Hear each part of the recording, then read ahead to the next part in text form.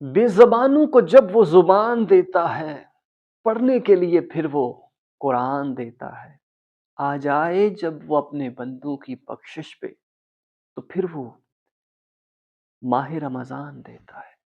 ماہ رمضان کا ببرکت مہینہ بہت بہت مبارک ہو۔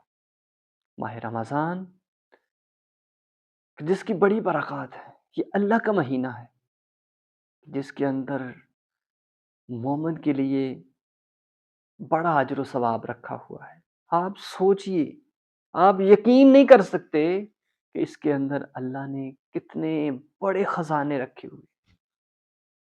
تو اٹھیے، اپنی کمر کو کس لیجئے، زندگی دی ہے تو اس سے فائدہ اٹھائیے، صحت دی ہے تو اس سے فائدہ اٹھائیے۔